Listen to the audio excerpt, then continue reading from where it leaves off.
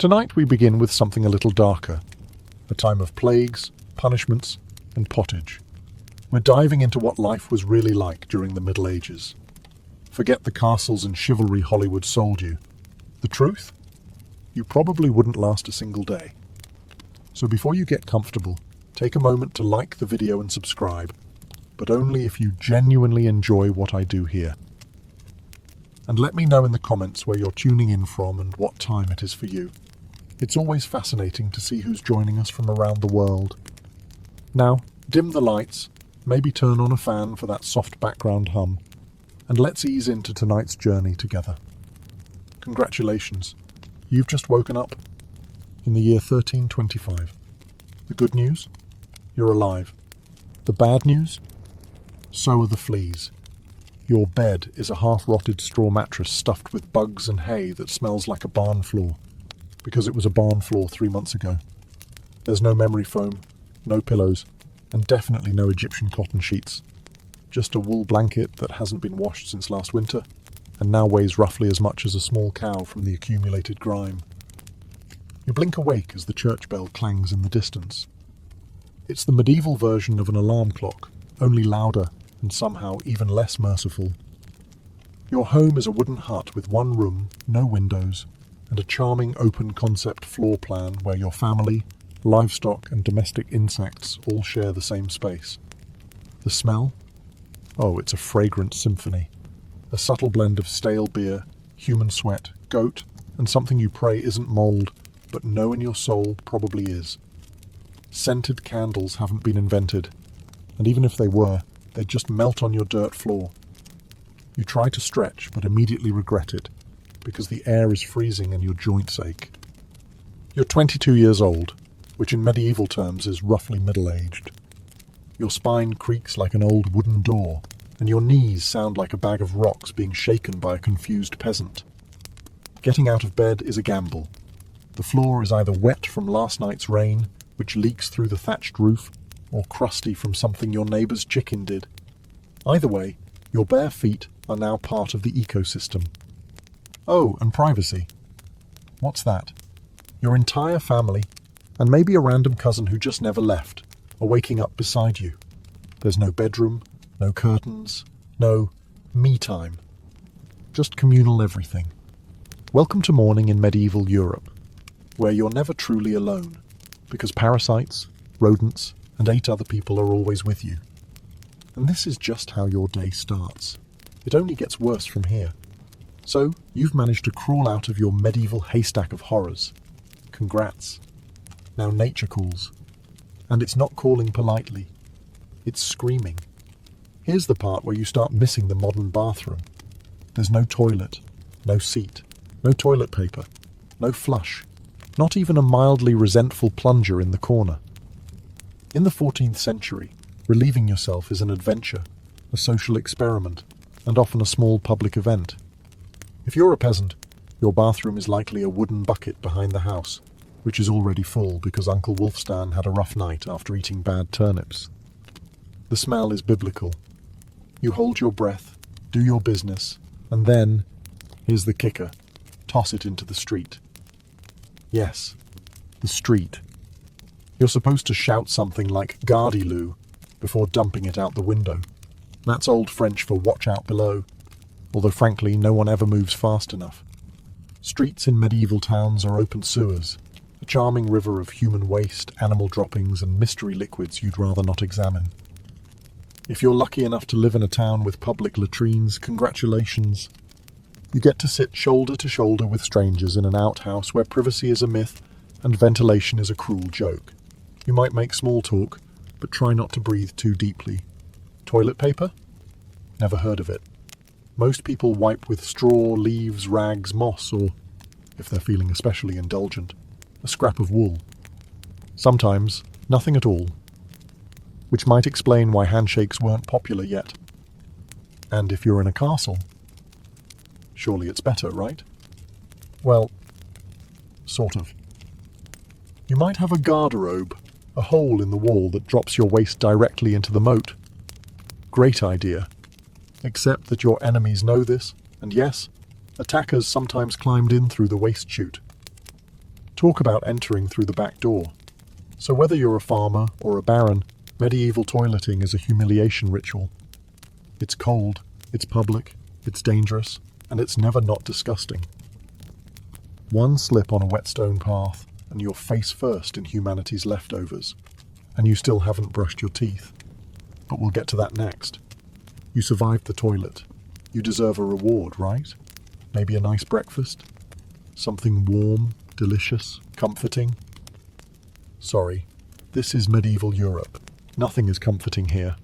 Breakfast, if you can call it that, is a grim affair. There are no eggs Benedict, no coffee machines sputtering awake, and certainly no avocado toast. You sit down, or squat near the fire, to a wooden bowl of something that looks like it was scraped off a muddy boot. Welcome to your daily ration of pottage. Pottage is a thick, gloopy stew made of whatever you can find. Grains, root vegetables, maybe a few beans if you're lucky. It's been simmering in the same pot for days, sometimes weeks, and new ingredients are just dumped on top of the old ones. It's less of a recipe and more of an ongoing edible experiment. On the side, a hunk of bread so hard it could deflect arrows. It's made from coarse rye or barley flour, often bulked up with sawdust, ground up acorns, or other creative ingredients, because wheat is a rich man's fantasy. This loaf is not your friend. You don't slice it, you negotiate with it. What about drinks? You're not sipping orange juice or an oat milk latte. You're drinking beer. Yes, beer.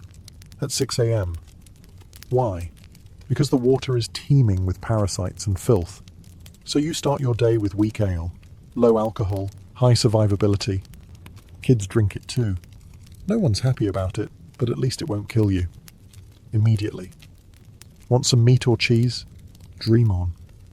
That's for Sundays and saints' feast days, and only if your lord is feeling generous. Most peasants don't eat meat more than a few times a year. As for fresh fruit, only when it's in season and not already fermented into wine. And don't even think about spices unless you're royalty. A pinch of pepper costs more than your monthly wages. Salt is valuable enough to be locked away. So you chew your gritty bread, gulp your medieval beer, and try not to think about the rat that may have nibbled your porridge in the night. Breakfast doesn't energize you. It just happens to you. And now that you're properly underfed, it's time to work like your life depends on it. Because it absolutely does.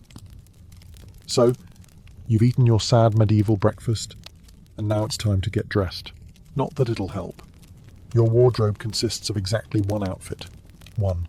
It's a rough wool tunic or linen shift that you've worn every day for months, possibly years. There's no such thing as seasonal fashion. There's just wear this until it disintegrates or gives you a fungal infection. Underwear? Optional. If you're lucky, maybe a linen under tunic.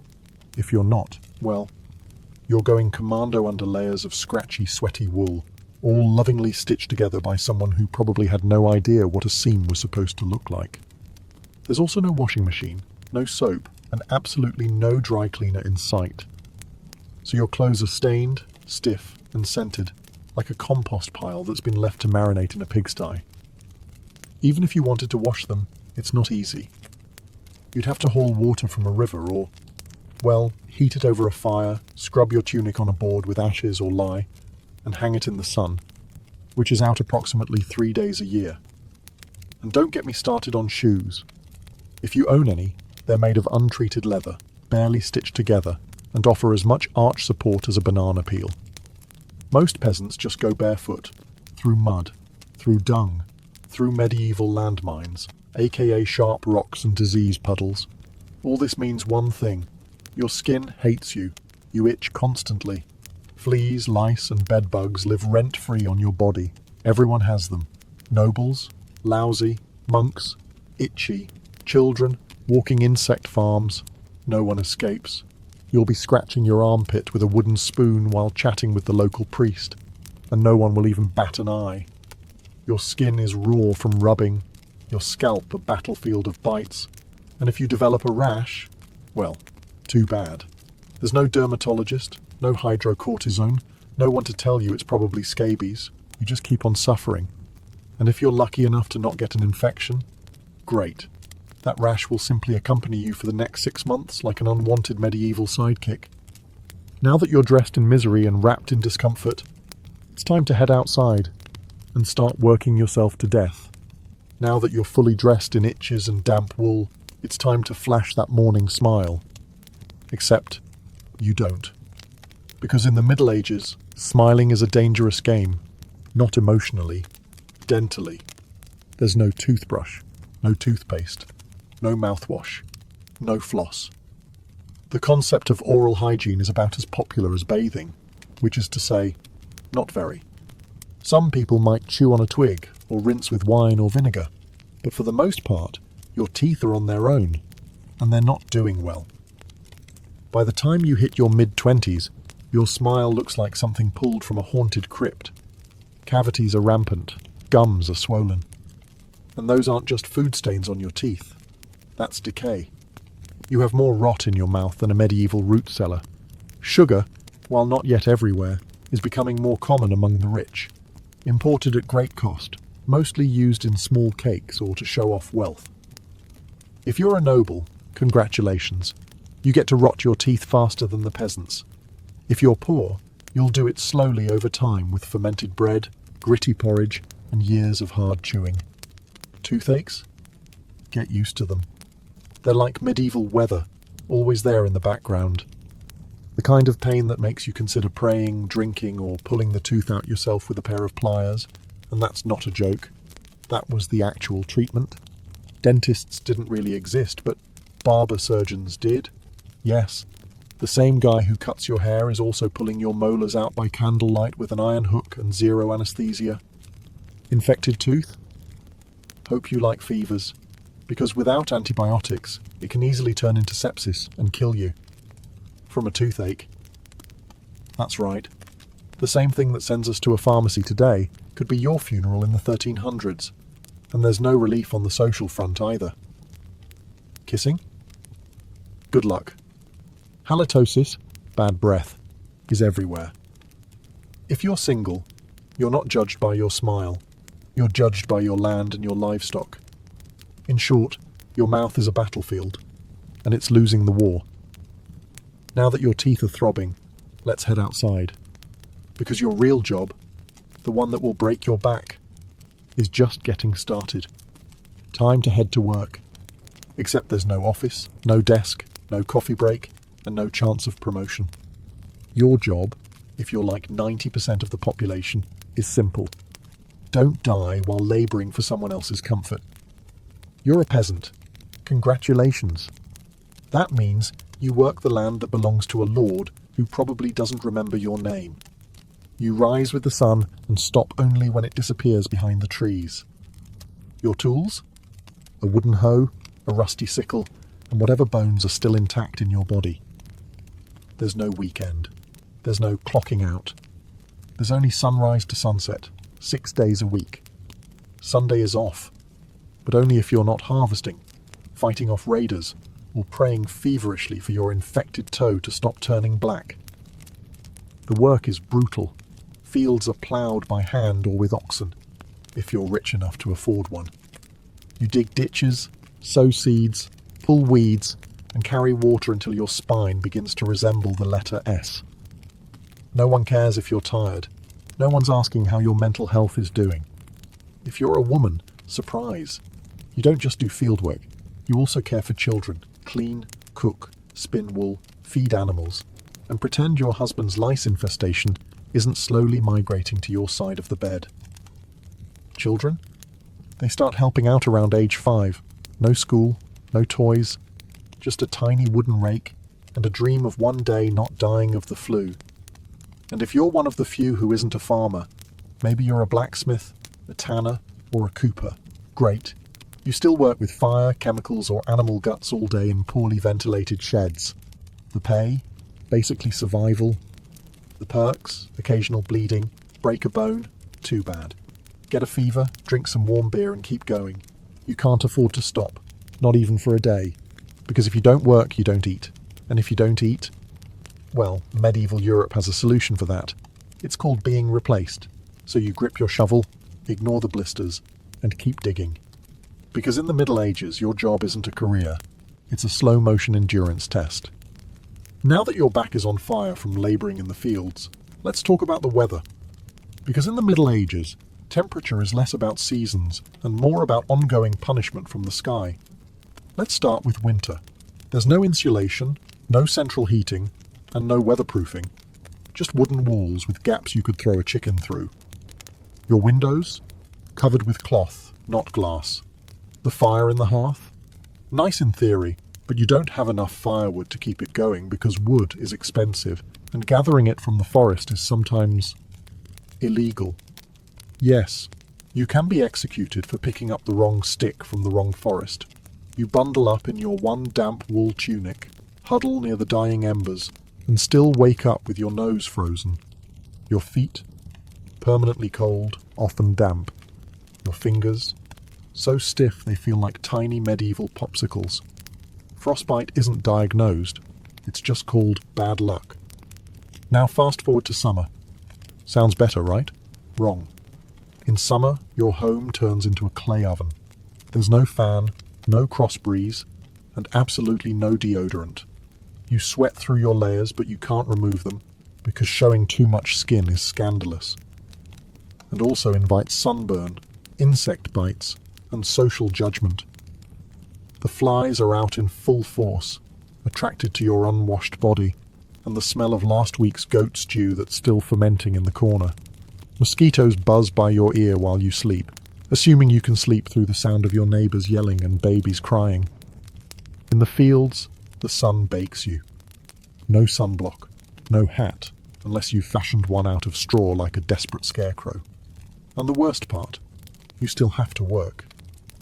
Heatstroke is just called taking a bad turn, so you're either shivering in your own hovel, wondering if your toes will make it to spring, or you're sweating through your only pair of socks while your thighs chafe into oblivion.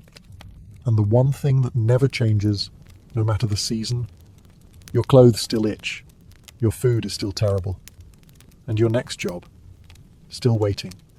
Welcome to climate control, medieval style. There is none. Feeling thirsty? Need to freshen up? Want to splash a little water on your face to wake up from this damp fever dream of a life? Too bad. In medieval times, water isn't your friend. It's trying to murder you quietly. Let's start with drinking. The nearby stream looks fresh, bubbling and clear, like something out of a fantasy movie. But spoiler alert, it's not. Upstream, someone just dumped a chamber pot into it. And if not that, then a dead pig is probably decomposing in it. Parasites, bacteria, and the entire microbial army of medieval Europe are waiting in every sip. That's why people drank beer. Yes, beer, even children. But before you imagine medieval kids doing keg stands, understand that it was small beer, weak in alcohol, strong in survival. Brewing boiled the water, so it was safer than whatever flowed through the town ditch. Wine was another option. If you were rich enough to afford it, and unconcerned with functioning properly before noon. What about bathing? Surely water was used for cleaning. In theory, yes. In practice, absolutely not. See, back then, people believed bathing actually opened your pores and let the disease in. That's right. Washing yourself was considered medically risky. You were cleaner, apparently, if you never removed the protective layer of filth caked onto your skin. Communal bathhouses did exist, but they quickly gained reputations as places for gossip, scandal, and sometimes full-on medieval extracurriculars. So naturally, the church got involved and shut many down. Even if you did want to bathe, it was a full production. You'd need to fetch water from the well, boil it over a fire, fill a wooden tub that leaked, and then pray no one else in the house used it before you. Or worse, after. And rainwater? Collected in open barrels where birds poop, insects breed, and moss thrives. Sounds refreshing, doesn't it? So whether it's going in your mouth, on your body, or onto your crops, water in the Middle Ages is less of a life source and more of a gamble. One wrong gulp, and you're spending your final days sweating in a straw bed, clutching your stomach, and contemplating all your life choices. Next time you sip tap water, raise a glass for our ancestors. They didn't have the luxury of hydration without hazard, so you drank the water, or maybe you didn't. Maybe you just stubbed your toe on a rock shaped like disappointment. Either way, you're sick. You need help. You need a doctor. Too bad you live in the Middle Ages where medicine is really just polite torture with a theology degree. Let's start with the diagnosis.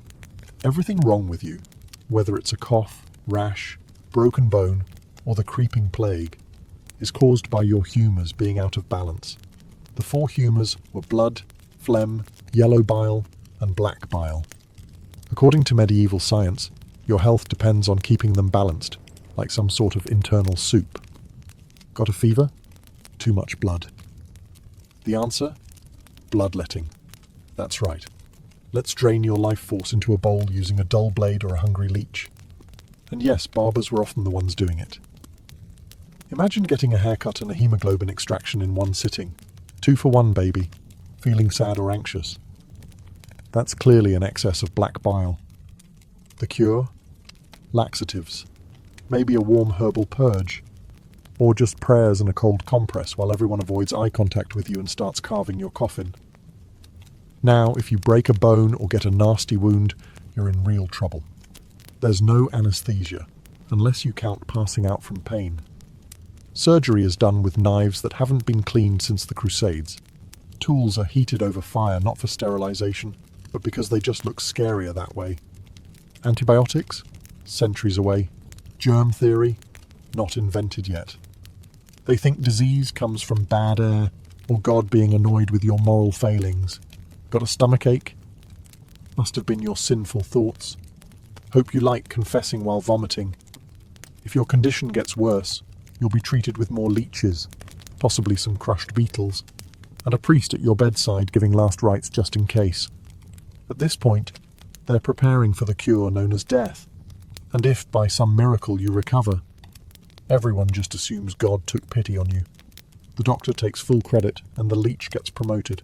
So yes, in the Middle Ages, medicine is less about healing and more about surviving the cure. After a long day of labour, lice, and leeches, it's finally time to eat. You shuffle back to your hovel, stomach growling, ready for the one joy left in life, a warm meal.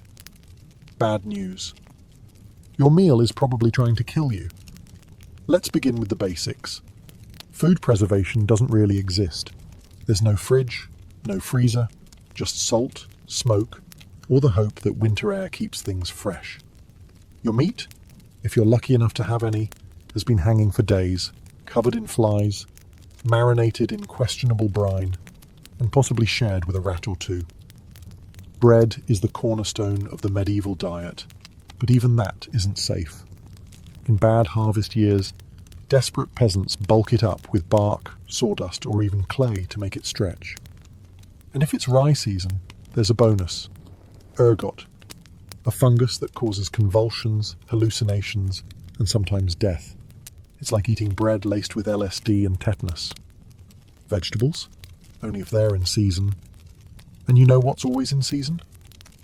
Turnips. So, many. Turnips. Boiled, mashed, or floating in pottage, which, if you remember from chapter 3, is basically a hot swamp of mystery ingredients that's been simmering since your great-grandfather's funeral. Fruit might be available in the fall, but it rots quickly, and sugar is rare, expensive, and hoarded by the rich to show off their blackened teeth. Dairy is another gamble. Fresh milk spoils in hours. Butter and cheese fare better, but they're loaded with bacteria. People eat them anyway because, frankly, it's either that or chew your boot leather. And let's talk about seasoning. Spices like pepper, cinnamon or nutmeg, worth more than gold. For the average peasant, flavour comes from onions, salt, if you're lucky, and pain. Most meals taste like wet burlap sprinkled with sadness. But food isn't just a health hazard. It's a political one. Game animals belong to the Lord, not you. Caught poaching a rabbit, you could be fined, imprisoned, or even executed. That's right, your dinner could get you hanged. So as you sit down to eat your grey stew by flickering firelight, remember, every bite is a risk. but you eat anyway, because in the Middle Ages, food doesn't nourish, it tests you. It's evening now. You've worked, suffered, and barely digested your suspicious stew. You might think the day is winding down, but don't get too relaxed, because God is watching. So is the priest. And so is your neighbour Agnes, who will absolutely rat you out if you miss Mass. In medieval Europe, religion isn't just part of life, it is life. The church controls your calendar, your laws, your education, if you can read, your birth, marriage, death, and everything in between.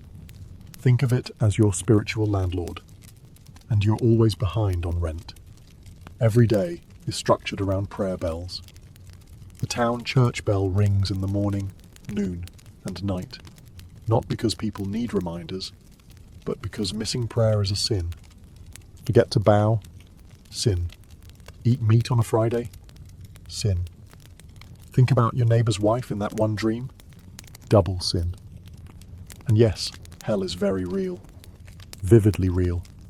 Priests describe it in glorious detail. Rivers of fire, lakes of boiling blood, demons with pitchforks and eternal wailing.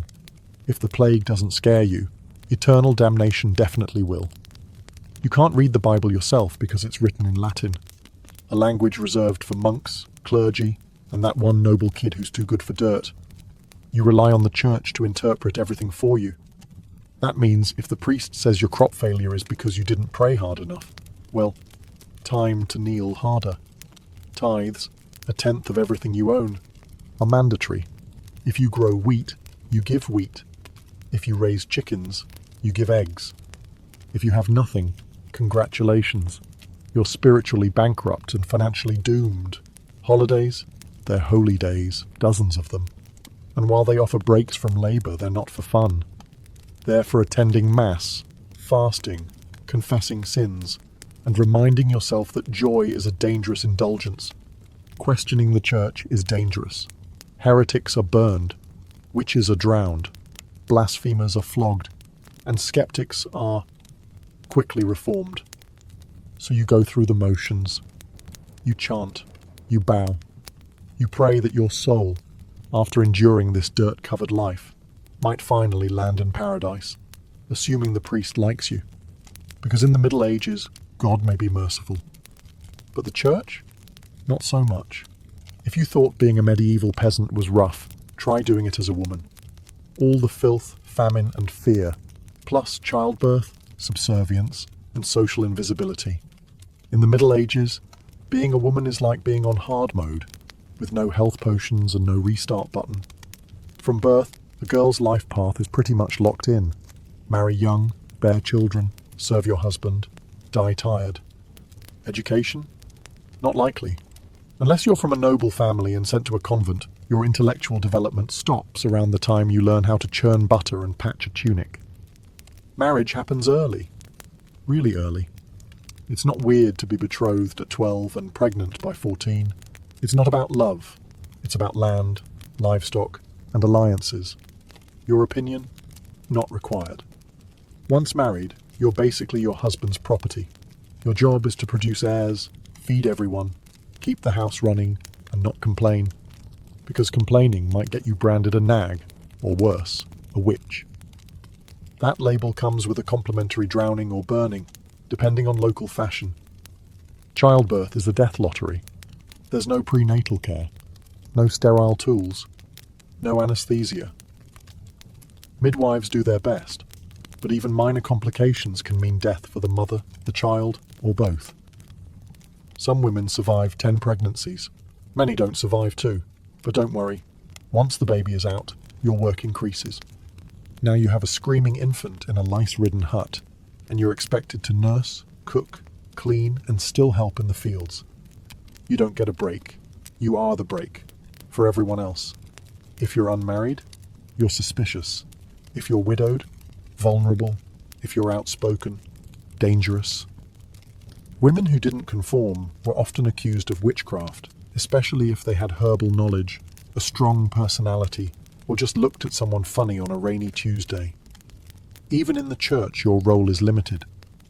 Nuns lived under strict rules. No speaking without permission. No freedom of movement. and your spiritual worth, always ranked below men. In short, if you're a woman in the Middle Ages, you're expected to endure, obey, reproduce, and suffer in silence, ideally while smiling. Because even in a time of universal suffering, women were somehow expected to suffer gracefully. So far, you've battled filth, starvation, social injustice, and possibly a goat. But just when you think your day can't get any worse, here comes violence, loud, bloody, and often completely acceptable by medieval standards. Let's be clear, the Middle Ages were not peaceful. The idea of law and order mostly meant hope the local lord isn't in a bad mood. Violence is everywhere. In the home, in the streets, on the battlefield, in church disputes, and sometimes in line at the communal bread oven. Crime is common, punishment is brutal, and justice is more performance art than protection. Steal a loaf of bread, you could lose a hand. Accused of lying, your tongue might get pierced. Gossip too much? Meet the scold's bridle, a metal mask strapped to your head with a bar in your mouth. For correction, of course. Let's say you're accused of something serious. Heresy, theft, witchcraft. How do you prove your innocence? By being tortured, obviously. Welcome to trial by ordeal. One version. You stick your hand in boiling water to retrieve a stone. If it heals without infection in 3 days, you're innocent. If not, you're guilty. Another option. You're tossed into a river. If you sink, you're innocent, and probably dead. If you float, you're guilty, and will be punished anyway. It's like a medieval game show where the prize is survival and the host is actively rooting against you. And if you're sentenced to death, that's a public event. Executions are performed in front of cheering crowds. Hangings, beheadings, burnings. Sometimes people bring snacks. It's the medieval equivalent of cable TV. Domestic violence, completely normal. Husbands were allowed, even expected, to discipline their wives and children. Street fights, commonplace. You could be beaten just for looking the wrong way at a noble's horse. And war, always simmering. Local feuds, territorial disputes, religious crusades. Someone's always marching off to stab someone else in the name of honor, God, or boredom. Violence isn't a breakdown of society in the Middle Ages. It is society.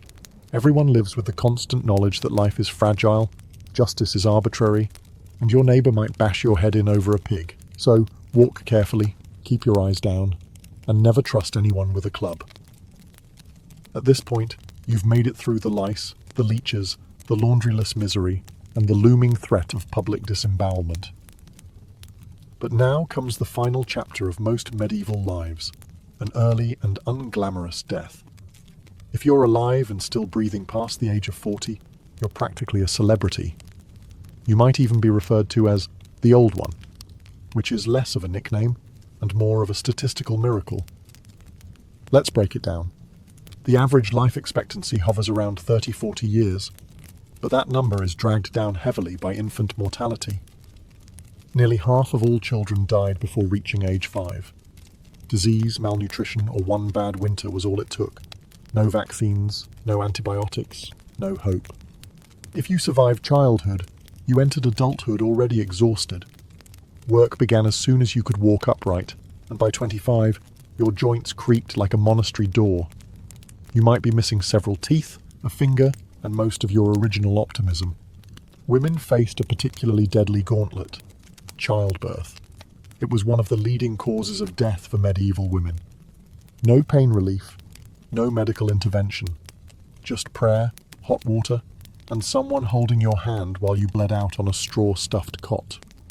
For men, the dangers were different, but equally relentless. Farming accidents, infections from minor wounds, a neighbour's drunken rage, a crusade gone sideways. Even walking to the market could be risky if you crossed paths with a bored bandit or an angry tax collector.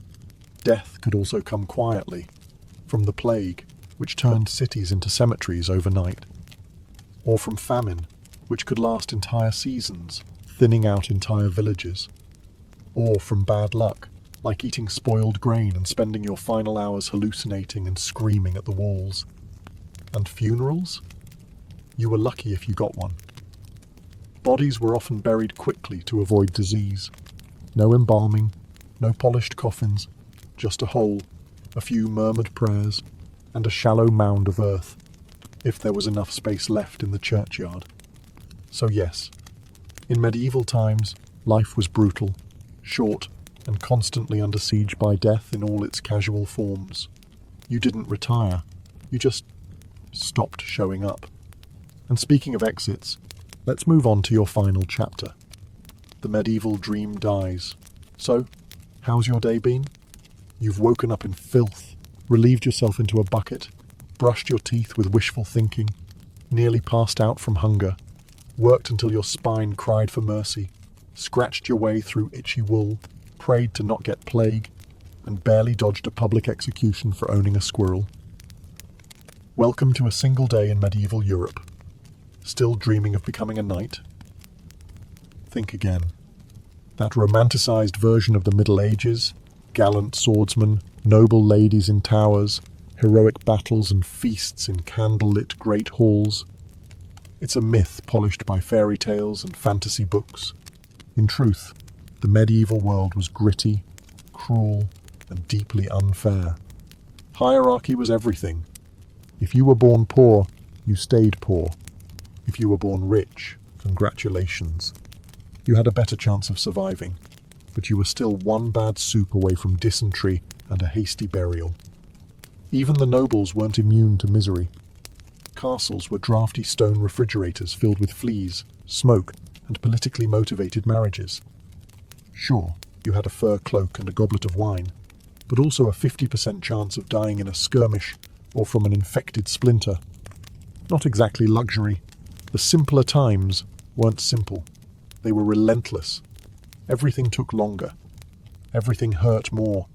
Everything, from childbirth to chewing, came with consequences. Life was survival, not leisure. And if you did find a quiet moment to think, to dream, to imagine something better, there wasn't much you could do with it. No upward mobility, no modern medicine, no internet to Google, what's this weird rash? You lived, suffered, worked, and died within a 10-mile radius of where you were born. But here's the wildest part. Through all of this, people still laughed, sang songs, told stories, fell in love, and found meaning. Not because life was easy, but because humans are stubborn like that. Even in the darkest chapters, they made space for light. So tonight, when you slip into your clean bed with indoor plumbing, antibiotics, and central heating, maybe say a quiet thank you to the modern world, and to your ancestors who fought rats, famine, and feudalism, so you wouldn't have to. Long before she was Catherine the Great, Empress of all Russia, mistress of reform, and icon of ambition, she was simply Sophie. Born Sophie Friederike Augusta von Anhalt-Zerbst in 1729, she was the daughter of a relatively obscure German princely family. Her tiny duchy in Pomerania offered little in terms of power, but Sophie herself. She had something no title could provide: razor-sharp intelligence, relentless charm, and a quiet, burning hunger for greatness. Her upbringing was strict. Her mother, Johanna, was cold and calculating, not a warm, nurturing figure, but a social climber obsessed with status. Sophie's father, a Prussian officer, was more distant than disciplinary. From a young age, Sophie learned to walk the fine line between obedience and cunning. She read voraciously, spoke multiple languages, and learned how to observe a room before speaking in it, skills that would soon become survival tools in one of Europe's most brutal courts. When the Russian Empress Elizabeth Petrovna began searching for a wife for her heir, Grand Duke Peter, she looked beyond Russia's borders. Peter himself was of German descent, and Empress Elizabeth believed a foreign bride, pliable and grateful, would be easier to control. Sophie fit the bill perfectly. Noble blood, Lutheran faith, which she'd be forced to abandon, and a reputation for both grace and humility. At just 14 years old, Sophie was summoned to Russia. She arrived in the freezing capital of St. Petersburg in 1744, wearing thin German fabrics and a diplomatic smile. Her mother pushed her forward like a chess piece. Sophie, however, had her own game in mind. To become acceptable in Russian society, she converted to Orthodoxy, taking the name Ekaterina Alexeyevna, Catherine. The ceremony was public, symbolic, and life-altering. She wasn't just changing religions, she was burning the bridge behind her, stepping into a foreign empire with no way back.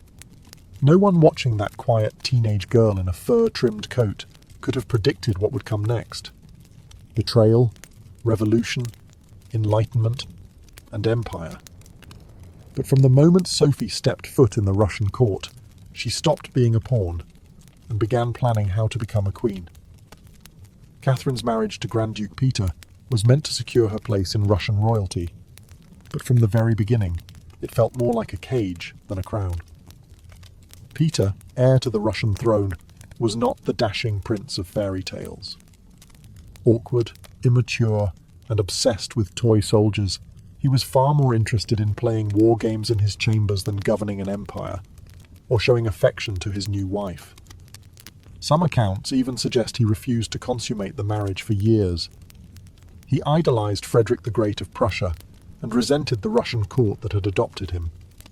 In contrast, Catherine embraced Russia with a fierce determination. She learned the language, studied its history, and memorized Orthodox rituals. She wanted to belong. Peter wanted to escape. This mismatch wasn't just emotional, it was political. The Russian court was a viper's nest of gossip, paranoia, and brutal power games. Empress Elizabeth still ruled with absolute authority, but her health was in decline. Everyone knew a transition was coming, and everyone had an agenda. Catherine was watched constantly. Her letters were read, her friendships monitored, and her every move scrutinized. She couldn't trust her husband, her mother, who was still whispering in her ear on behalf of foreign interests, or even her servants. In this world, alliances could turn into accusations overnight. But Catherine was no fool. She learned to play the court's games quietly, cultivating allies in the shadows. She charmed military officers, made friends with scholars, and developed a reputation for dignity and restraint, a stark contrast to her husband's childish tantrums and open contempt for Russian traditions. Behind closed doors, Catherine began reading Enlightenment thinkers like Voltaire and Montesquieu. While others saw her as a young consort, she was building a vision, not just for herself, but for Russia, a nation of strength, education, and reason. But there was one problem. The longer Peter lived, the longer Catherine remained in limbo, a powerless wife to a man unfit to rule. So she waited, observed, and planned. She knew the Russian throne wouldn't be inherited. It would have to be taken. In 1762, after nearly 2 decades of waiting, watching, and quietly maneuvering, Catherine saw her moment and seized it with breathtaking precision. Empress Elizabeth had died, and Peter, now Peter III, was finally Tsar. But his reign began unraveling almost immediately. In just a few short months, Peter alienated the church, offended the nobility, insulted the army, and lavished praise on Prussia, Russia's longtime enemy. He reversed key policies, humiliated the clergy, and talked openly about divorcing Catherine to marry his mistress. The court, already wary of his erratic behavior, turned cold. The army, filled with generals loyal to Catherine, grumbled in corridors. Even ordinary Russians, devout and patriotic, saw Peter as a foreign puppet who mocked their traditions. Catherine, watching all of this unfold, made her move. In July of that same year, while Peter was away at his summer palace, Catherine launched a bloodless coup d'etat. Supported by key military officers, including her lover Grigory Orlov and his influential brothers, she rode through St. Petersburg in full regalia, was proclaimed Empress Catherine II, and won the allegiance of the powerful Imperial Guard. Peter, caught off guard and without allies, surrendered within days. He was taken into custody, and shortly after, found dead under mysterious circumstances. Officially, it was reported as a hemorrhoidal colic, Unofficially, it was murder. Catherine was now empress, not by birth, not by marriage, but by will, wit, and audacity. It was unprecedented. A foreign-born woman with no legitimate claim had taken the Russian throne without a single battle.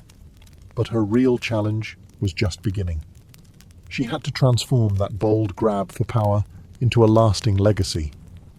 Would Russia accept her? Would the nobility respect her? Could she hold the empire together without falling victim to the same fate as her husband? Catherine understood that power gained through intrigue could be lost just as easily. She needed to rule not as a schemer, but as a visionary. And so began her transformation, from a careful conspirator to a reforming empress, one who would redraw borders, embrace the Enlightenment, and redefine what it meant to be a woman in power. Once Catherine had the crown, she could have rested on her power, but she didn't. She had something bigger in mind than simply sitting on a throne. She wanted to transform Russia, and not just militarily or politically, but intellectually. While Peter had worshipped Frederick the Great and toy soldiers, Catherine idolized Voltaire, Diderot, and the bold thinkers of the Enlightenment. She believed in reason, progress, education, and the role of a monarch as a servant of the people, even if she herself ruled with absolute authority. Catherine didn't just read Enlightenment philosophy, she lived it. She corresponded directly with Voltaire for over 15 years, flattering him while defending her autocracy. She invited Diderot to her court and even purchased his entire library to support him financially. Behind closed doors, she pored over legal texts, debated reforms, and crafted policies to modernize the empire. Her early reign was filled with efforts to codify Russian law. She formed the Legislative Commission in 1767, an ambitious project intended to rewrite the entire legal code of Russia. Catherine's own nakaz, or instruction, was a political manifesto in disguise, one that spoke of equality before the law, the dangers of torture, and the responsibility of rulers to serve the common good. For an empress in 18th century Russia, it was radical. But Enlightenment ideals had to survive the realities of Russia, a vast, feudal, deeply conservative land, ruled by nobles who liked their serfs exactly where they were, beneath them. Catherine knew this. While she advocated reform, she moved carefully. She abolished some forms of torture, expanded access to secular education, and built schools and libraries. But she also reaffirmed the nobility's control over their serfs to keep them loyal.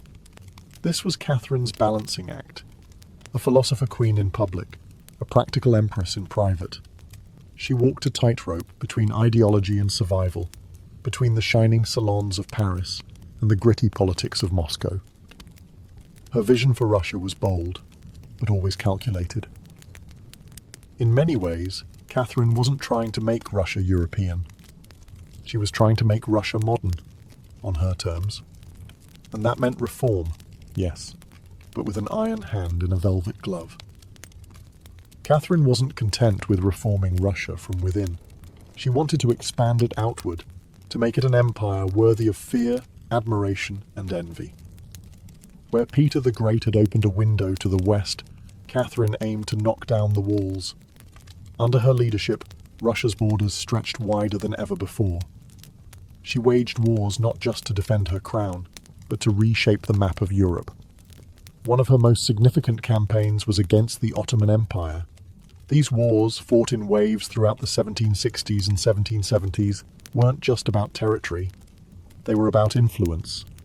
Catherine saw herself as the liberator of Orthodox Christians living under Muslim rule and as the rightful protector of Eastern Europe. Under generals like Alexander Suvorov and Grigory Potemkin, Russia captured key regions including Crimea, the northern coast of the Black Sea, and access to warm water ports, something Russian Tsars had coveted for generations. These victories weren't just military, they were symbolic. With each conquest, Catherine sent a message. Russia was no longer the distant, backward cousin of Europe. It was a continental force. She also turned her gaze westward. In a series of deals and diplomatic maneuvers, Catherine participated in the partitions of Poland, carving up the struggling Polish-Lithuanian Commonwealth along with Austria and Prussia. By the end of the Third Partition in 1795, Poland was erased from the map, and Russia claimed vast new lands and millions of new subjects.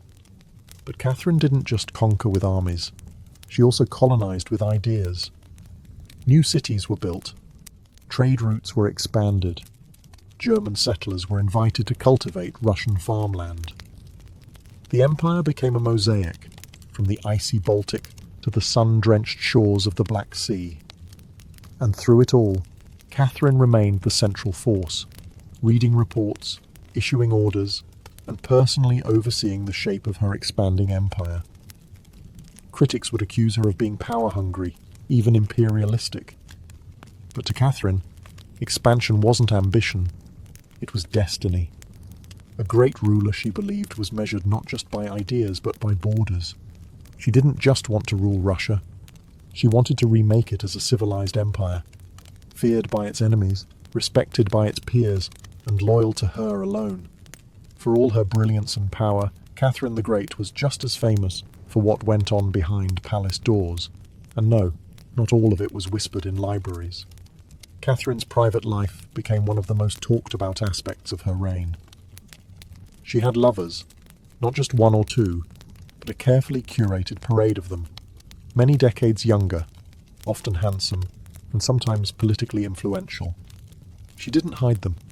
In fact, she often rewarded them with titles, estates, and pensions, if they behaved well. If not, they were quietly dismissed, sometimes with a polite thank you and a promotion. Among the most important of these lovers was Grigory Potemkin, a man as brilliant as he was bold. Their relationship blurred the lines between romance, politics, and partnership. Some historians believe they may have even married in secret. Together, they shaped military campaigns, colonization projects, and the transformation of southern Russia. Potemkin wasn't just a lover, he was her co-ruler in many ways. Still, Europe couldn't look past the scandal. Gossip swirled. Satirical pamphlets painted her as lustful, insatiable, even unhinged. And after her death, the rumours only got worse, the most infamous being the completely false and grotesque tale involving a horse, spread by her enemies to smear her legacy. But why the obsession? Simple. Catherine was a woman who wielded power unapologetically, and in a world where female rulers were expected to be either saintly virgins or tragic figures, she refused to play the role. She lived, loved, and ruled on her own terms, and that made her dangerous. Ironically, while her critics painted her as immoral, Catherine herself was deeply philosophical about love and sexuality. She believed pleasure was a natural part of life, and that personal relationships didn't have to threaten public responsibility. She separated emotion from governance, a feat few male rulers managed. In reality, her liaisons were often strategic. She surrounded herself with men who were loyal, capable, and politically useful. And when they ceased to be, she let them go, usually with a smile and a generous retirement. Catherine's love life didn't weaken her rule. It was part of her strategy, a blend of passion and power that made her unforgettable, envied and feared. For all her charisma and control, Catherine's reign was not without peril. And in 1773, that peril came in the form of a bearded Cossack named Yemelyan Pugachev. He was no ordinary rebel. Pugachev claimed to be none other than Peter III, Catherine's dead husband. According to him, he had survived the coup and now returned to reclaim the throne from the German usurper. It was absurd. Peter was long gone. But to Russia's oppressed and exhausted lower classes, the claim didn't need to be true. It just needed to offer hope. Pugachev promised liberation, an end to serfdom, lower taxes, and land for the common people. His words lit a fire across the Volga River region, especially among Cossacks, peasants, and old believers. In a time when the gap between nobles and serfs had widened brutally, his promises sounded like salvation. The Pugachev rebellion became the largest peasant uprising in Russian history. Towns were taken, fortresses fell, Nobles were slaughtered. For a terrifying moment, it seemed as if the empire itself might fracture. Catherine was shaken. This wasn't a foreign war she could win with cavalry and treaties. This was a revolt from within. Her own people, rising against the system she ruled. But Catherine didn't panic. She acted. She dispatched professional military forces to crush the rebellion, ruthlessly. Pugachev's forces were defeated in 1774. He was captured, displayed in an iron cage, and eventually beheaded in Moscow, a public warning to all who dared follow. Afterward, Catherine doubled down on order and control. Her dreams of liberating the serfs quietly faded into silence. The rebellion had shown her the limits of enlightenment in a country still shackled by feudalism. She now leaned harder on the nobility, who offered loyalty in exchange for absolute control over their serfs. This was a turning point. The empress, who once quoted Voltaire, now prioritized stability over philosophy. Reform became cautious. Surveillance increased. Rebellion, even whispered, was to be stomped out before it had breath. Pugachev may have lost his head, but he left behind a warning that haunted Catherine, that power built on inequality could only hold so long before the storm came crashing through. By the time Catherine the Great approached the final years of her life, she had ruled Russia for over 3 decades, longer than any female ruler in Russian history. From the moment she seized power, she had defied expectations, reshaped her empire, and redefined what a woman and a monarch could be. Under Catherine's reign, Russia became a true European powerhouse. Its territory expanded by over 200,000 square miles, swallowing Crimea, parts of Poland, and stretches of the Black Sea coast. These weren't just military wins, they were strategic pivots, securing warm water ports and reshaping trade. But her legacy wasn't only drawn on maps. Catherine left a cultural mark as well. She helped found the Hermitage Museum, amassed one of the greatest art collections in Europe, and corresponded with the greatest minds of the Enlightenment. Her court became a centre of sophistication, art, and intellectual ambition. In a country often viewed as backward by Western Europeans, Catherine put Russia firmly on the cultural map. She modernized education, founding schools for girls, and promoted the printing of books. She introduced smallpox inoculation to Russia, even publicly receiving the vaccine herself, an act of scientific bravery in her time. Yet, her reign was also one of contradictions. While she admired Enlightenment ideals, she never freed the serfs. In fact, she extended serfdom deeper into Russia's territories. Her reforms, while impressive, remained mostly top-down, designed to polish the empire without truly transforming its foundations. Still, Catherine's rule brought stability and ambition. She understood that power was not inherited. It was crafted, managed, and constantly defended. She ruled not by divine right, but by force of will, political brilliance, and relentless calculation. She was called many things: a usurper, a tyrant, a reformer, a seductress. But above all, she was effective.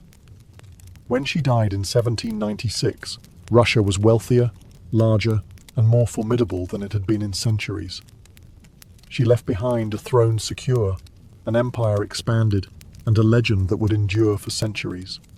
Catherine didn't just reign, she ruled, with intellect, strategy, and an unapologetic grip on history. And in doing so, she became more than an empress. She became a myth.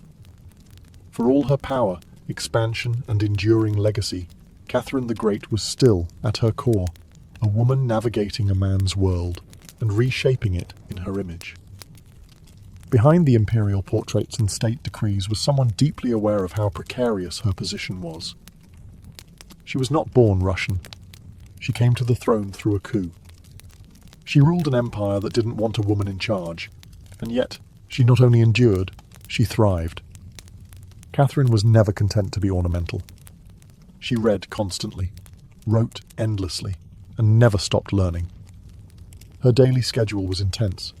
Hours of reading reports, corresponding with foreign powers, editing state papers, and managing a court filled with rival factions. She wasn't content to simply sit on the throne.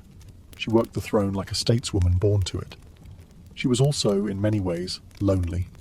She surrounded herself with courtiers, lovers, and artists, yet wrote in her memoirs of how few people she could truly trust. Her son Paul, whom she distrusted and kept away from state matters, grew into a man she feared would undo all her progress. Her greatest emotional partnership, with Grigory Potemkin, faded into deep friendship, but his death in 1791 left a wound that never truly healed. Catherine crafted her image carefully.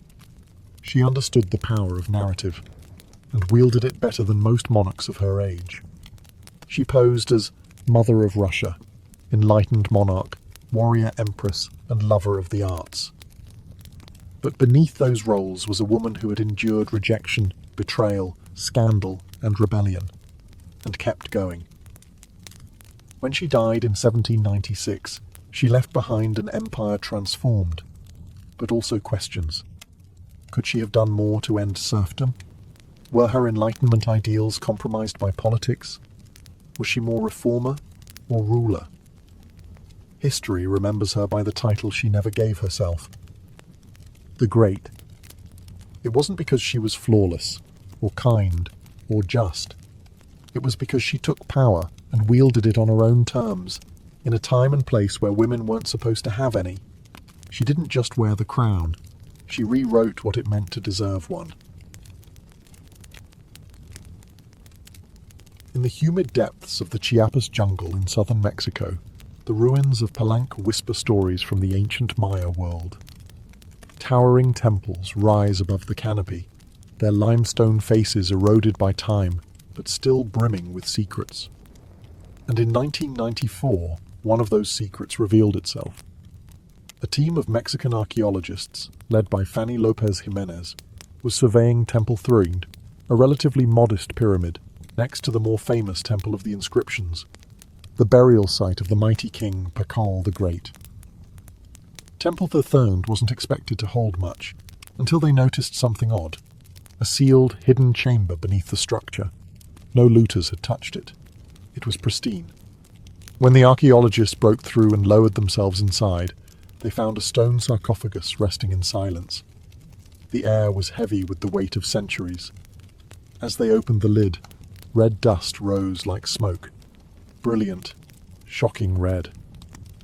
The interior was covered in powdered cinnabar, a toxic mercury sulfide used ceremonially by the Maya. And lying within that crimson cloud was the skeleton of a woman. She had been buried with care and reverence. Her bones were fragile but intact, her skull still wearing a jade mask, and her body surrounded by funerary offerings. Necklaces, diadems, ear spools, all crafted from jade and shell. Everything about the burial screamed royalty. Yet no name was inscribed, no glyphs identified her. It was one of the richest female burials ever found in Mesoamerica. And yet, it was a total enigma. Why was she buried in red powder? Who was she? Was she a queen, a priestess, or perhaps even Pakal's wife? The researchers called her the Red Queen, and the name stuck.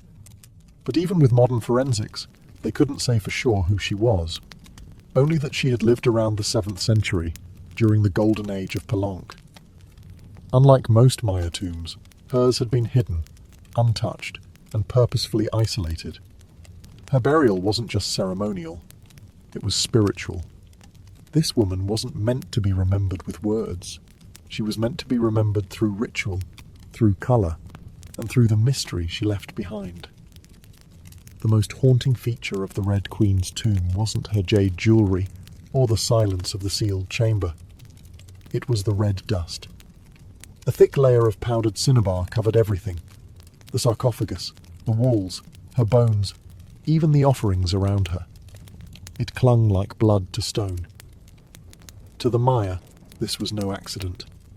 Cinnabar, made from crushed mercury sulfide, was one of the most sacred and dangerous substances in the ancient world. Its vibrant red colour wasn't just visually striking, it symbolized blood, rebirth, and the life force that connected the human and divine realms. Red was sacred. It was the color of sunrise, of sacrifice, of life emerging from death. And it wasn't just symbolic, it was spiritual. Covering the dead in cinnabar was a ritual meant to transform the body, preserving it not for eternity, but for transition. In Maya belief, death wasn't the end. It was a passage, a crossing into another cosmic layer. And so the Red Queen, whoever she was being prepared not just for burial, but for deification. But there's another layer to this. Cinnabar is toxic. Repeated exposure can lead to mercury poisoning, tremors, hallucinations, even death.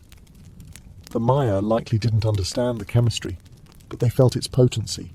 It was volatile, powerful, dangerous. To bathe a corpse in it was to declare this person was no ordinary mortal. In Palenque, very few were buried with cinnabar. Pakal the Great, the mighty king whose pyramid dominates the site, was one. His body, like hers, was also saturated in the red powder. That detail alone drew speculation.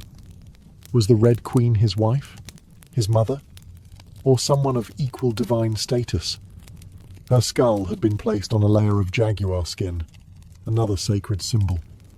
Around her, bone needles, obsidian blades, and miniature jade figurines hinted at rituals performed either during her life or in her honor at death. Every part of her burial told a story without words, a story of power cloaked in secrecy, a woman prepared to cross into the underworld, not in silence, but in ceremony, drenched in the color of sacrifice. Surrounding the Red Queen's crimson-drenched remains was a world of silence, broken only by the gleam of jade, shell, and obsidian. These were not mere ornaments. They were offerings, each one carefully chosen to accompany her on the journey to the Maya afterlife, the Xibalba. At her sides were jade necklaces, heavy and cold, their polished surfaces still radiant after 300 years underground. Jade was not just beautiful, it was sacred. The Maya considered it a symbol of eternal life. It represented the green of maize, the vitality of the jungle, and the breath of the gods. Only the elite were buried with jade. For the Red Queen, it covered her chest, wrists, and ears, a clear sign that in life she wielded influence, perhaps even divine favor. One of the most haunting objects was the jade funerary mask, placed delicately over her face. Unlike the golden death masks of Egypt, this one was subtle, constructed from dozens of tiny mosaic tiles, arranged to mimic the contours of her skull. The mask served a ritual function, to protect the soul, to preserve identity, and to present her as divine in the eyes of the gods. Scattered near her bones were bone needles, obsidian blades, and shell artifacts. These could have been tools of ritual or symbols of her status, as priestess, healer, or royal matriarch. One bone pin was engraved, faint but purposeful, a small echo of her voice lost to time. At her feet and along the edges of the tomb were ceramic vessels, still sealed, likely once filled with offerings, food, drink, or incense to sustain her spirit beyond death.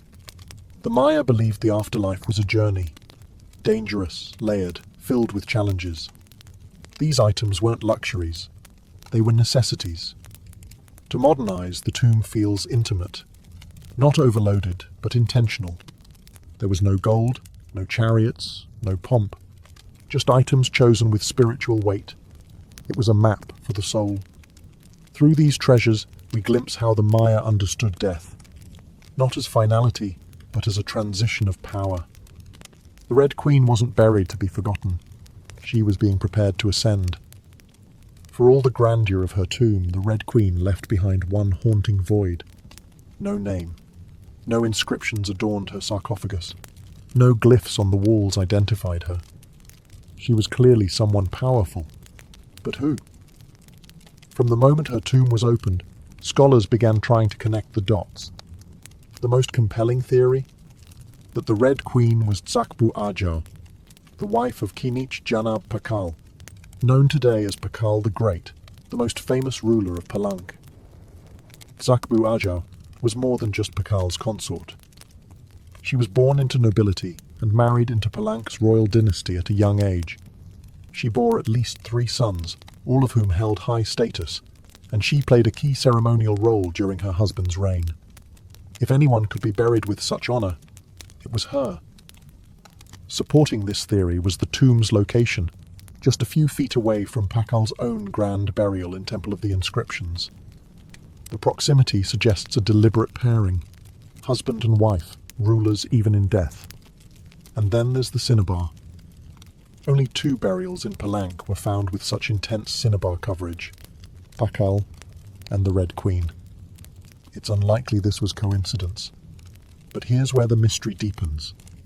DNA tests were conducted on both sets of remains in hopes of confirming the connection. But the results? Inconclusive. The woman's bones showed no direct maternal link to Pakal, but that didn't rule out a spousal relationship. After all, marriage does not require shared blood. Some have argued she could have been Sak Kuk, Pakal's powerful mother, who ruled Palank before he came of age. Others suggest she may have been a high priestess, or a sister, or a royal ancestor whose name has simply been lost to history's erosion. Still, the evidence points most strongly to Tsakbu Ajau, a queen by title, a mother of kings, and a spiritual counterpart to Pakal. The lack of a name may not be an oversight. It may have been intentional. In Maya cosmology, the soul lived on not through monuments, but through ritual, symbol, and the whispers of the earth. And so the Red Queen remains suspended between legend and truth. A woman who ruled, remembered not in stone, but in scarlet and silence. To understand the Red Queen, we must understand the world she came from. A world where Maya women, especially royal ones, held more influence than many realize. In Maya civilization, politics was often a family affair. Royal women weren't merely passive consorts.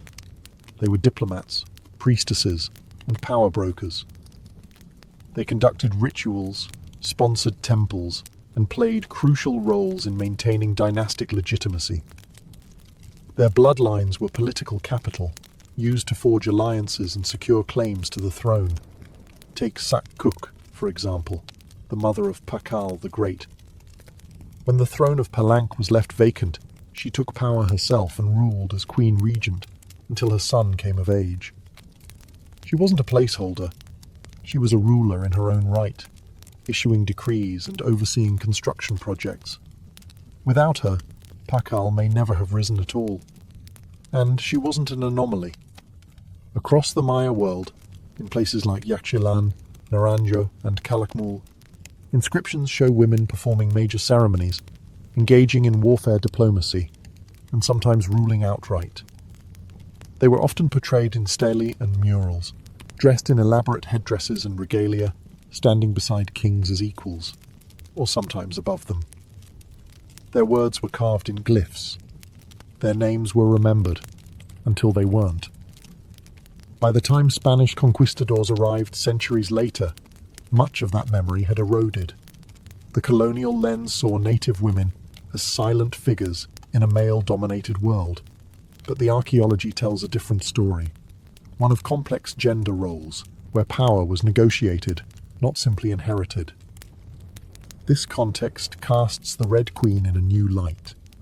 She may not have ruled in name, but her burial, rich, sacred, and positioned beside Pakal, suggests she was a central pillar in the royal order. Her jade mask wasn't just decoration. It was a symbol of identity, of power held in life and protected in death. Her bloodline may have been the very glue that held Palanka's dynasty together. In Maya civilization, a queen wasn't just a queen. She was a keeper of sacred lineage, a voice in ceremony, and often the bridge between gods and men. The Red Queen may be nameless, but in her world, she was never voiceless. The Red Queen wasn't just buried with treasures. She was buried in architecture rich with purpose, layered with Maya cosmology, ritual symbolism, and intentional design. Her tomb wasn't merely a grave, it was a gateway to eternity. Her body was discovered inside Temple Third, one of the smaller pyramids within the heart of Palenque, yet its proximity to Temple of the Inscriptions, the resting place of Pakal the Great, is telling. These temples weren't built randomly. Their positioning was sacred, guided by astrology, myth, and dynastic legacy. Temple the Thirthiid rises modestly compared to its grand neighbour, but it hides something even more intimate. A sealed crypt, untouched by looters, perfectly preserved. It was constructed deep within the temple's core, accessible only by a steep, narrow staircase. The descent into her tomb feels almost symbolic, a ritual journey downward, into the underworld. The chamber itself is stark, made of cut stone, sealed tightly for over 300 years. No glyphs or murals cover the walls, no ornate carvings tell her story. But perhaps that silence is intentional. This was a space not for the living to interpret, but for the dead to transform. At the centre, her sarcophagus sits like an altar. Crafted from limestone, it echoes the grand stone coffin of Pakal next door. While Pakal's lid is famously engraved with scenes of cosmic rebirth, the Red Queen's tomb is more subdued. The focus is inward, on the body, on the cinnabar, on the ritual of death itself, and yet there are subtle architectural cues that hint at meaning. The tomb is aligned east to west, a symbolic path mirroring the sun's journey from life to death. The chamber is small, but powerful. It feels deliberate, personal, a sacred enclosure for someone revered. Maya temples were cosmological tools, bridges between the heavens, the earth, and the underworld. To be buried in one was to be elevated beyond the human realm. The Red Queen's eternal home wasn't an afterthought. It was a carefully constructed shrine, a place where death became transformation. Her bones rest in stone, her essence in cinnabar, and her legacy in the architecture itself. A temple that speaks without words, telling us she mattered. To the ancient Maya, death wasn't the end. It was a threshold, a sacred passage into the underworld, known as Xibalba. And for someone like the Red Queen, this crossing was not only spiritual, it was political, cosmological, and deeply ritualized. Burial rituals were carefully choreographed events, rooted in myth and meant to guide the soul through the treacherous layers of the underworld. Maya texts and iconography tell us that Xibalba was no peaceful afterlife. It was a maze of darkness, rivers of blood, trials, and gods of death. Only those properly buried, ritually prepared, and spiritually equipped could make the journey successfully. The Red Queen was buried wrapped in cinnabar, encased in stone, and surrounded by offerings, all signs of an elite burial. But there's more. The presence of bone needles and obsidian blades in her tomb hint at auto-sacrifice rituals, possibly symbolic tools representing rites she had performed in life, or that were reenacted at her burial to empower her spirit. Her funerary mask, carefully assembled from jade tiles, was not simply decorative. It may have served as a spiritual vessel, preserving her face and identity as she journeyed into the afterlife. In Maya belief, the face was a mirror of the soul, and the soul needed to be recognized by the gods. The ceramic vessels surrounding her may have once held chocolate, maize, water, or even pulque, to nourish her in the next world. Other items, like stingray spines or shell trumpets, could have represented spiritual tools, calls to the gods, or tokens of ritual communication. Burial wasn't just a goodbye. It was a transformation. The Maya believed in cycles, death as seed, burial as planting, and the afterlife as rebirth. Kings and queens were often seen as earthly incarnations of gods, and in death they returned to those divine origins. The Red Queen, covered in the colour of blood, entombed in a pyramid and honoured with offerings, was being prepared for rebirth, not as a mortal, but as a being tied to the sacred order of the cosmos. Her burial wasn't the end of her story, it was the beginning of her legend. Just a few steps away from the Red Queen's final resting place, lies one of the most iconic tombs in Mesoamerica, that of Kinich Janab Pakal, known simply as Pakal the Great. His burial inside the Grand Temple of the Inscriptions is celebrated for its artistry, scale, and deeply spiritual symbolism. But what makes the Red Queen's tomb so extraordinary is not only what was inside, it's where it was found. Her sarcophagus was hidden within Temple 3, directly adjacent to Pakal's monument. In a city like Palanque, where every temple was carefully positioned to reflect cosmic principles, this closeness was no coincidence. It was intentional, a statement etched in stone. Many scholars believe the Red Queen was Tzakbu Ajao, Pakal's queen and trusted consort. While her tomb lacks inscriptions, the similarities between their burials are striking. Both wrapped in cinnabar, both entombed in pyramids, both buried with jade, and both treated with extreme reverence.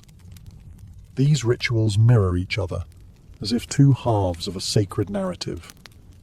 Pakal's lid famously depicts him falling into the underworld tree, a cosmic scene of death and rebirth. The Red Queen's simpler tomb contains no such iconography, but the symbolism lies in the pairing itself. If Pakal represented the sun, journeying through the underworld at night to rise again, then the Red Queen may have represented the moon, the feminine force that follows its own mysterious path in the sky.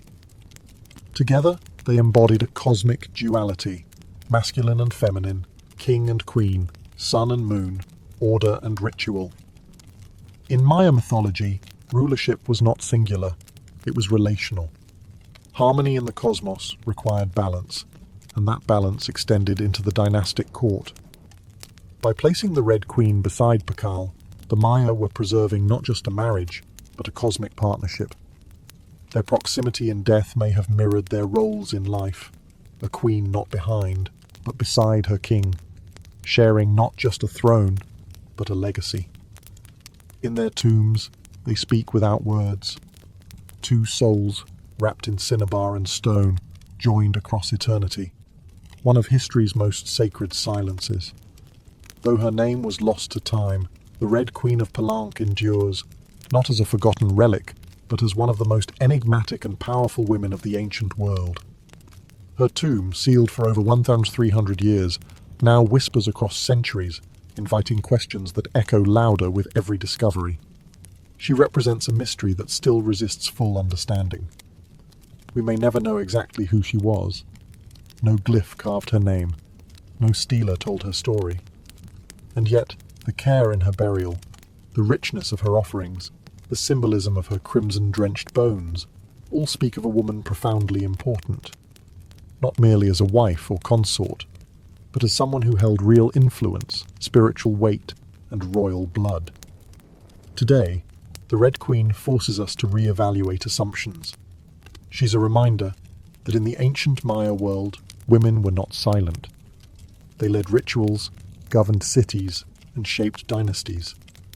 While kings like Pakal have long taken the spotlight, the Red Queen's re-emergence reminds us that power did not belong to men alone.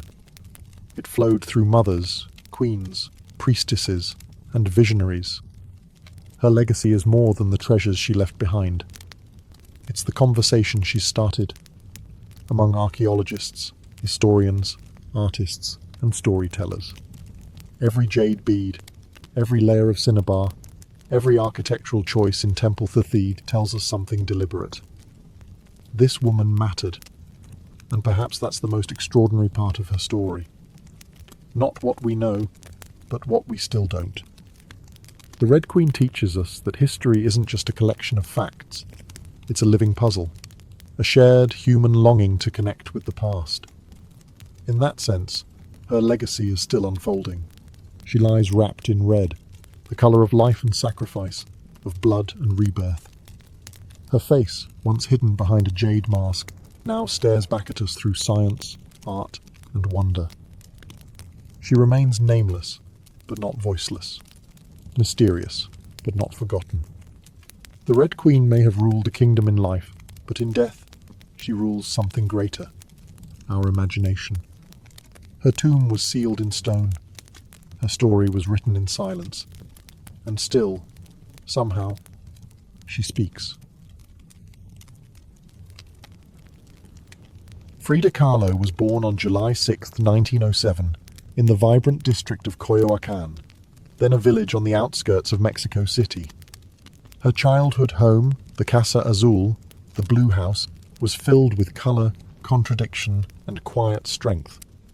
It would later become a sanctuary, a battleground, and a museum to one of the most iconic artists of the 20th century.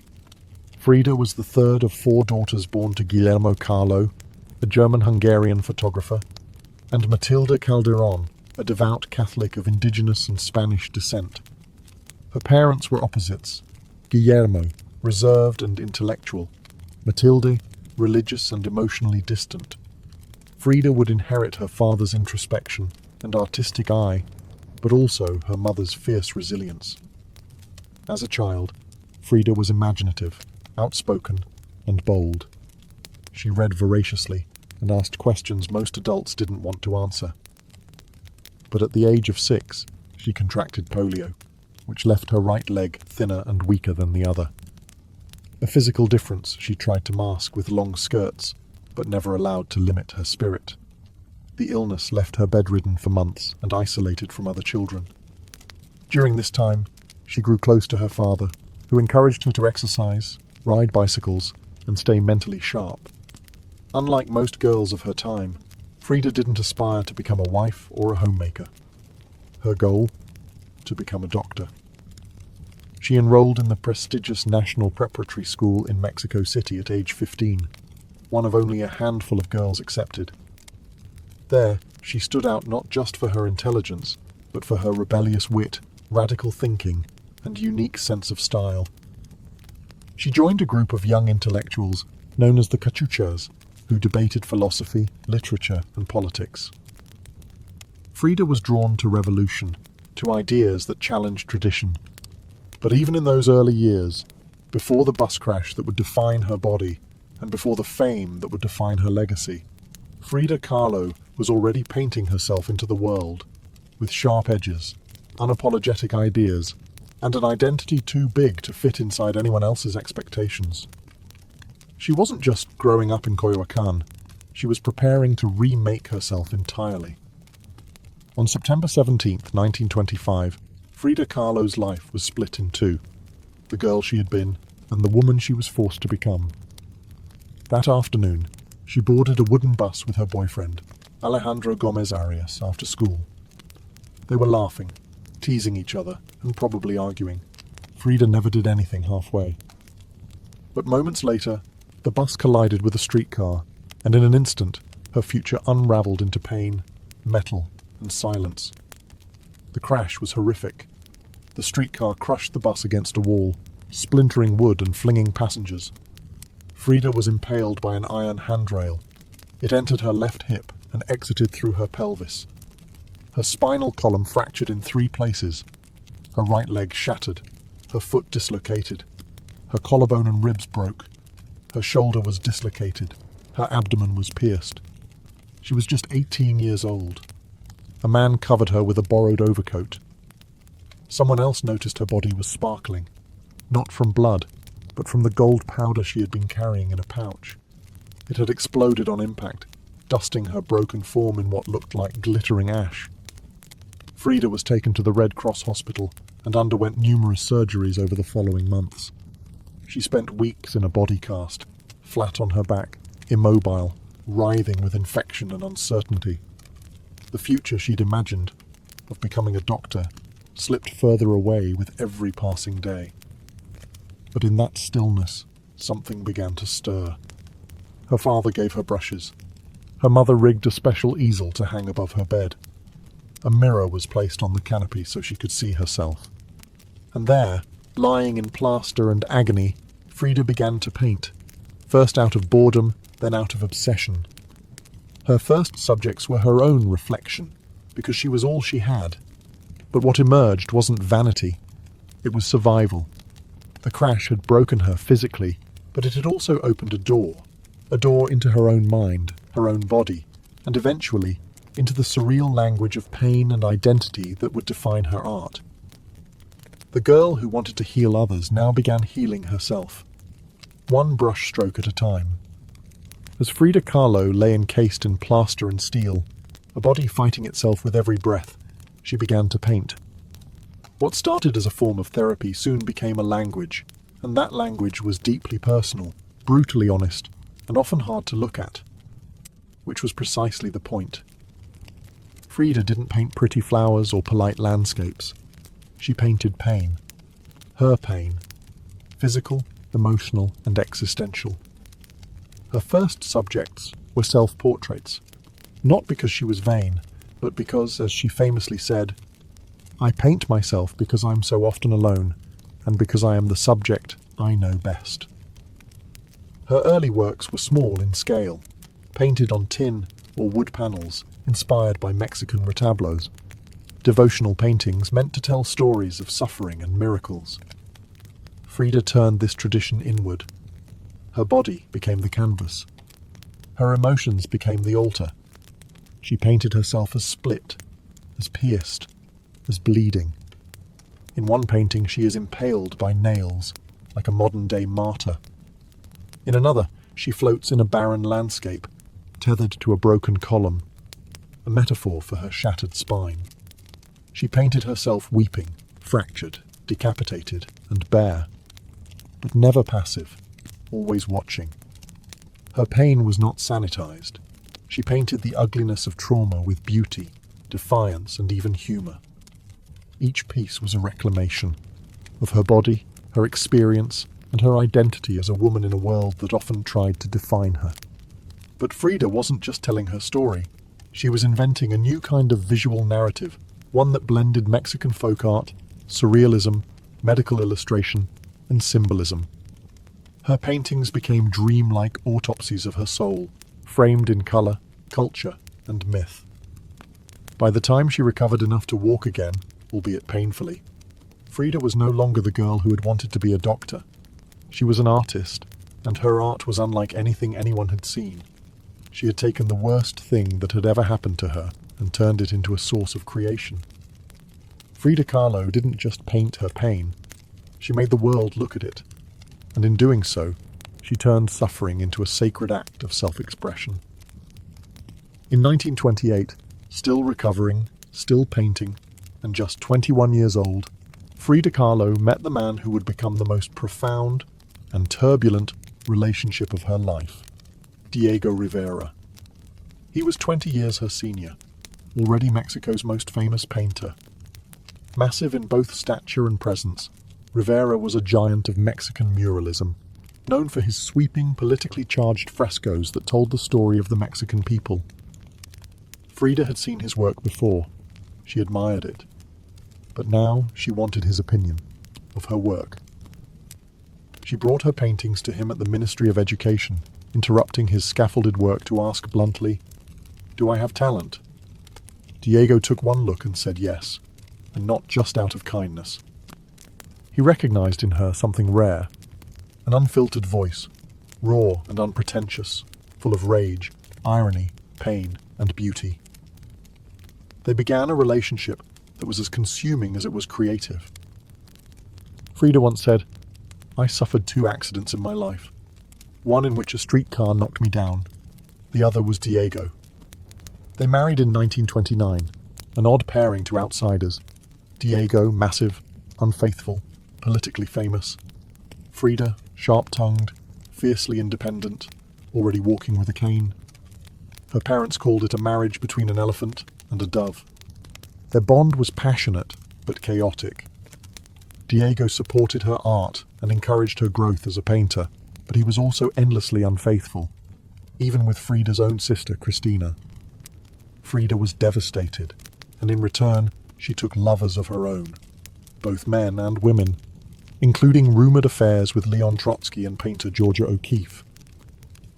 They divorced in 1939, then remarried a year later with different terms. This time, Frida would keep her autonomy, her home, her money, her name. Their second marriage was less about traditional love and more about creative partnership and mutual understanding. Despite the betrayals and the heartbreak, Diego remained a constant force in Frida's life. He challenged her, he wounded her, But he also believed in her, as an artist, as a revolutionary, and as a woman who could redefine what painting could be. Together, they were not peaceful, but they were legendary. In the 1930s, Frida Kahlo followed Diego Rivera on a journey north to San Francisco, Detroit, and New York, as he completed high-profile mural commissions. These years abroad brought her face to face with American industrialism, wealth, and the contradictions of capitalism, and they left her with deep political discomfort. Frida was a proud Mexican nationalist, a committed communist, and an admirer of indigenous traditions. The opulence she witnessed in the United States, especially while the Great Depression ravaged much of the country, only deepened her sense of disillusionment. In letters home, she mocked the culture's materialism and obsession with appearances. She missed the grit, colour, and contradiction of Mexico. While Diego painted enormous murals on factory walls, Frida began to paint smaller, quieter revolutions, deeply personal works on tin and canvas. Her style solidified, sharp, surreal, emotional, and intimate. It was during this time that she produced some of her most iconic self-portraits. Frida didn't just paint herself for vanity. She painted herself to survive. Her identity became her landscape. With her body constantly in pain, from her accident, multiple surgeries, and a failed pregnancy in Detroit, she turned inward. Her portraits showed her bleeding, fragmented, exposed. Yet her face was always calm, always direct, unapologetic. One of her most powerful works, Henry Ford Hospital, shows her lying on a hospital bed, crying, surrounded by floating symbols of loss. A fetus, a snail, medical equipment, a cracked pelvis. It was raw, graphic, and deeply emotional, a canvas that bled with truth. Back in Mexico, Frida immersed herself in leftist politics. She and Diego welcomed Leon Trotsky into their home while he lived in exile. Frida wore Tijuana dresses, traditional indigenous garments, not just as fashion, but as a political and cultural statement. Her art was never disconnected from her beliefs. Her identity, her body, and her ideology all intertwined in her work. While Rivera was painting murals of revolution, Frida painted its human cost, the body in pieces, the mind on fire, and the self always staring back. In exile and in illness, she became not just a painter of pain, but a painter of resistance. When Frida Kahlo returned to Mexico in the late 1930s, she was no longer just Diego Rivera's wife. She had become something else entirely. A force, an artist whose work radiated with raw honesty, surreal symbolism, and cultural identity. Back in her homeland, she stepped fully into herself. Her Casa Azul in Coyoacán became a sanctuary of color and contradiction. Bright cobalt walls, yellow trim, Aztec statues in the garden, monkeys and parrots wandering freely. The house was a living extension of Frida's imagination.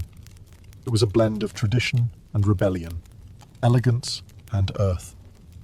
Here, she surrounded herself with pre-Columbian artifacts, ex-votos, folk art, and revolutionary books. She wore bold Tijuana dresses, wove flowers into her hair, and painted amid the scent of copal incense and the sounds of mariachi on the street outside.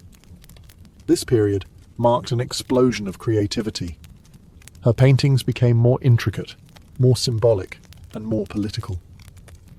Works like the two Fridas revealed a divided self, one in European dress with a bleeding heart, the other in indigenous clothing, strong and composed. It was Frida's visual autobiography, a portrait of love, loss, and heritage. In 1939, she exhibited her work in Paris, where artists like Picasso, Breton, and Kandinsky praised her fiercely original style. But even among the surrealists, Frida stood apart. When André Breton tried to label her as one of their own, she pushed back. "They thought I was a surrealist," she said, "but I wasn't. I never painted dreams. I painted my own reality." She painted Mexico, not the romantic postcard version, but the living, breathing country she adored. Her work pulsed with symbolism, skeletons, hummingbirds, hearts, thorns, corn, and blood. She honored the indigenous roots of her homeland while unmasking the violence of its past and present. But even as her artistic voice grew stronger, her health continued to decline. Multiple surgeries, infections, and chronic pain became daily realities. Still, she painted through it, propped up in bed, torso bound in corsets, fingers clenched around the brush. Frida had returned to Mexico not to rest, but to reclaim her power, through paint, through politics, and through her fearless embrace of the self. As the 1940s wore on, Frida Kahlo's body continued to betray her. Her spine was deteriorating. Her right leg was constantly infected. She underwent more than 30 surgeries in her lifetime, often in grueling succession. At times, she was bedridden for months, encased in body casts or immobilized by traction devices that stretched her bones apart. But still, she painted. Each canvas during these years became both a release and an act of resistance. Her works grew darker, more defiant.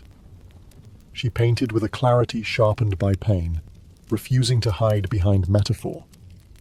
In The Broken Column, she presents herself split down the middle, her body pierced with nails, a cracked ionic column replacing her spine. Yet her face is stoic, her gaze unflinching. Pain for Frida was no longer just a subject. It was her companion, her antagonist, her muse. Her political voice also grew louder. She joined the Mexican Communist Party, marched in demonstrations, wrote fiery letters, and called out imperialism and injustice. When her health no longer allowed her to walk, she appeared at protests in a wheelchair, defiantly holding signs and shouting slogans.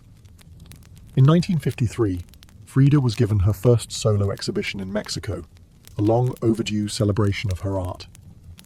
But her health was so fragile, doctors told her she couldn't attend. So she did what only Frida would do. She arrived by ambulance, carried in on a stretcher, and placed in the center of the gallery on her hospital bed. Dressed in traditional finery, surrounded by her own work, she greeted guests with tequila, laughter, and that fire still burning in her eyes. Her final paintings were both childlike and harrowing. In Marxism Will Give Health to the Sick, she painted herself wearing a steel corset, cradled by the hands of Marx, casting away symbols of oppression. Her last known work was a still life of sliced watermelons, one piece bearing the words, "Viva la vida," long live life. Even in the face of death, she remained defiant, joyful, and political. Frida Kahlo's last portraits weren't just self-portraits. They were acts of revolution, painted in pain, but always signed with life. On July 13, 1954, at the age of 47, Frida Kahlo died in the same place she had been born, La Casa Azul in Coyoacán. The official cause was listed as a pulmonary embolism, but those closest to her whispered of something deeper. She had been ill, yes, but also exhausted. By pain, by surgeries, by the long war with her own body. Just days before, she had attended a political protest against the CIA-led coup in Guatemala. Weak and wheelchair-bound, she insisted on going, her clenched fist raised in the air. Revolution remained her final heartbeat. Her last diary entry was brief but piercing. I hope the exit is joyful, and I hope never to return. Frida's funeral was held at the Palacio de Bellas Artes, Mexico's most prestigious cultural institution. Her body, draped in the red flag of the Mexican Communist Party, was watched over by friends, family, artists, and revolutionaries. Diego Rivera was inconsolable. He called her the greatest love of his life, even as his betrayals had nearly broken her. But in the years that followed her death, something extraordinary happened. Frida Kahlo refused to disappear.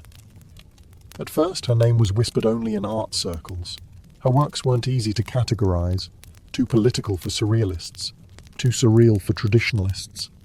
But slowly, her image, her story, and her defiance began to resonate. Through the 1970s and 1980s, as feminist scholars and activists reclaimed forgotten voices, Frida's became louder. She wasn't just a painter anymore. She was a symbol of pain turned into beauty, of feminism born through resistance, of Mexican identity celebrated without apology, of queerness, disability, revolution, and authenticity. Her face, unibrow, gaze, flowers in her hair, became iconic. Her home became a museum. Her diary became a sacred text. And her paintings now hang in the world's greatest museums. Frida Kahlo had lived much of her life in Diego's shadow. But in death, she stepped forward. She didn't just leave behind paintings. She left behind a mirror and dared us all to look, not with pity, not with fear, but with fire. Today, Frida Kahlo's face is everywhere. Printed on t-shirts, painted on murals, turned into dolls, memes, posters, and icons. Her signature unibrow, her flower-crowned hair, her direct gaze, all instantly recognizable. But what makes her legacy powerful isn't just that people know her face, it's that they recognize the truth behind it. Frida didn't try to be flawless. She didn't fit into boxes. She wasn't conventional, and she didn't care to be. In a world that demands perfection, she gave us realness. Raw, messy, vibrant, angry, joyful, contradictory realness. She celebrated what made her different: her disability, her queerness, her politics, her culture, and turned it into art that transcended borders and decades. She's become more than an artist. She's a global symbol of defiance, feminism, cultural pride, and creative resistance. For queer communities, she's a fearless bisexual icon who lived openly and unapologetically in a time that demanded silence. For women, she's a reminder that power doesn't require permission. For disabled artists, she's proof that pain can fuel the brush, not stop it.